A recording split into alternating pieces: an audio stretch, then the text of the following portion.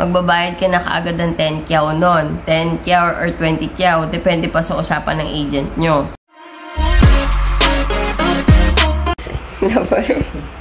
Hi guys, good morning. Good morning naman dyan, Timay. Good morning. Kumakain na kami kasi panghapon kami. Ang pasok namin ay 1:40 to 9:40. So 8 hours lang ang duty namin. Ay, kumakain na kami ng breakfast. Alas 10 pa lang ngayon guys, pero maaga kami nag-aasikaso kasi 4 kaming naliligo, sabay-sabay. I mean, di sabay-sabay sa banyo. May kanya-kanya kaming time ng paliligo, kaya maaga kami nag-aasikaso. Sabay-sabay. Sabay-sabay kami. So, yun guys. Yan. Ano bang content natin for today's video? So, asikaso muna kami guys. Mamaya babalikan ko kayo. Ang topic natin for today, charis. Masyadong formal. Hindi, tawag dito, may nag-comment kung sa comment box ko sa YouTube. Sabi niya, Ate Mai, kung ano daw ang gagawin kapag daw mali yung pangalan sa birth certificate. Di ba medyo mahihirapan siya doon? Ipapaayos ano? Papaayos na yun sa sa DFA. DFA sa...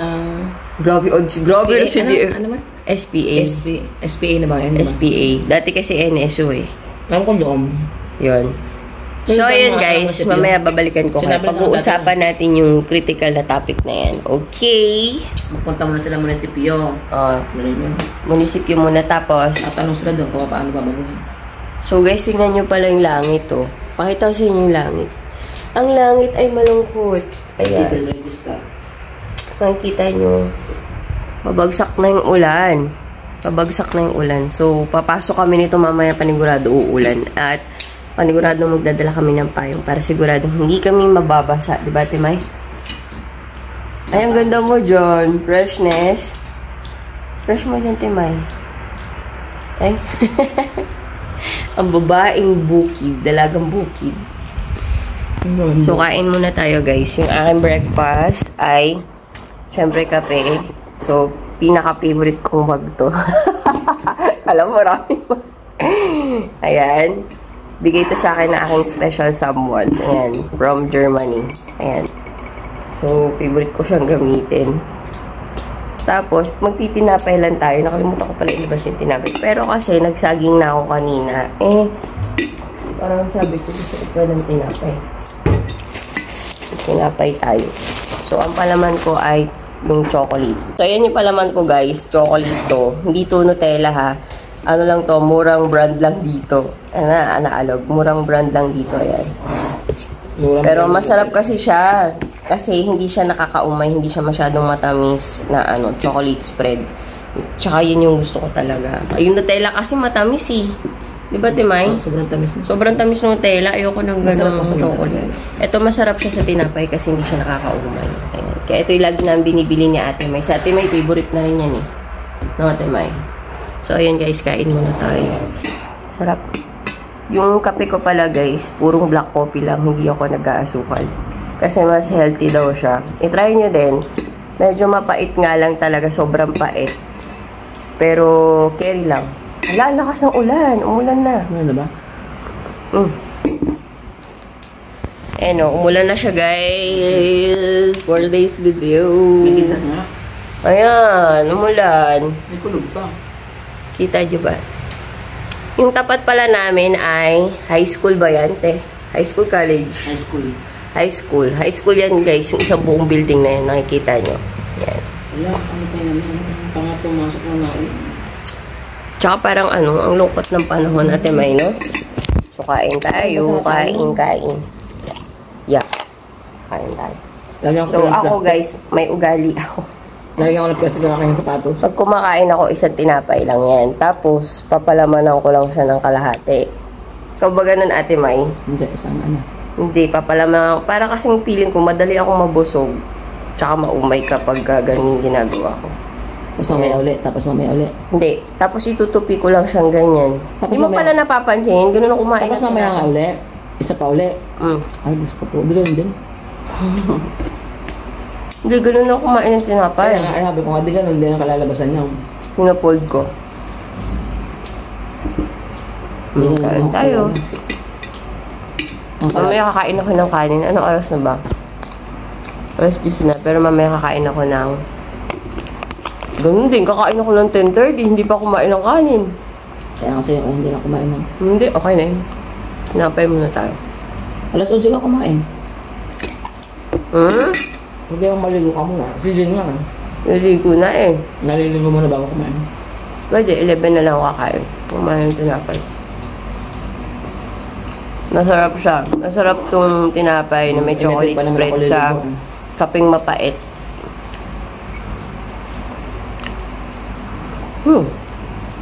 Perfect. Guys, pasok na kami. Ito nyo pa fresh. Jean. Fresh. Jo. Freshness check. Ayan o. Fresh. Ang gaganda ng roommates ko. No? Freshness check. Ang goal namin, papasok ng fresh, uuwing fresh. Nangyari, hindi kami nagtrabaho sa isang buong araw, di ba? Hi guys! Welcome back to my YouTube channel. So, kauuwi ko lang po. Kauwi lang po namin. Ang pasok ko po ngayon ay panghapon. So, papasok ako ng 1:40, tapos uwi ng 9:40 dahil since 8 hours lang naman yung pasok namin dito. And ayun guys, sagutin ko lang yung nag-comment dito sa aking comment box below about dun sa birth certificate. Kapag ano daw pong gagawin kapag mali ang spelling ng birth certificate.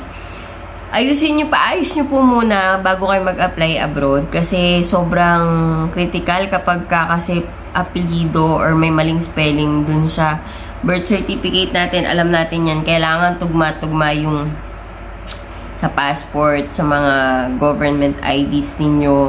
Kailangan tugma yung apelyido, spelling ng pangalan, spelling ng apelyido. So, medyo mahihirapan ka dyan, sis. Mahihirapan ka dyan. Pero asikasuhin mo na muna yan bago ka mag-apply pa abroad. Hirapan ka din kapag nagkukumpleto ka na ng requirements. Matanggap ka man sa exam, sa interview.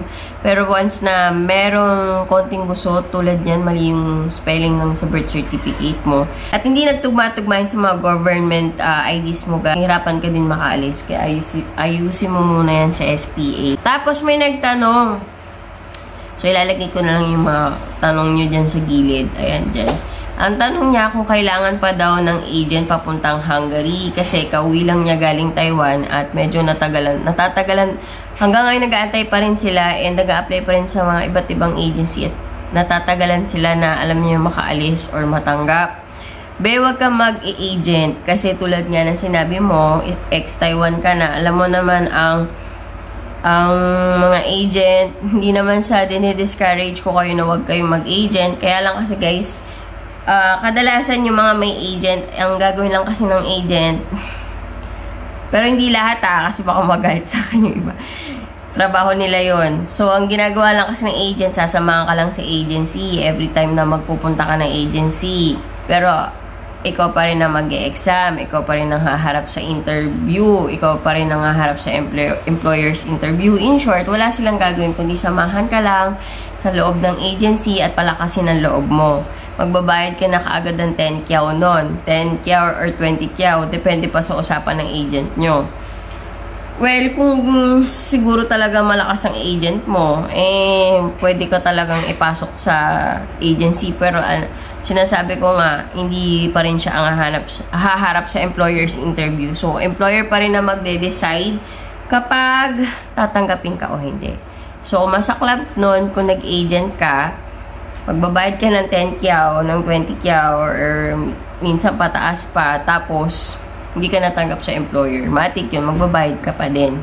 So, yun yung disadvantage kapag nag-agent ka. Kung kaya mo naman na mag-apply ng ikaw lang, kaya mo yan actually kasi ex-abroad ka na, diba?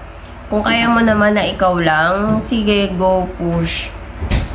Tawag dito, huwag ka na mag-agent kasi another gastos lang yan. And kadalasan kasi yung ibang agent, tulad nga na sinabi ko, ganun lang naman yung gagawin nila. Tapos minsan, ano pa sila, maningil. Tatagain ka pa nila, sis. Kaya ikaw, huwag ka na mag-agent kung ako sa'yo.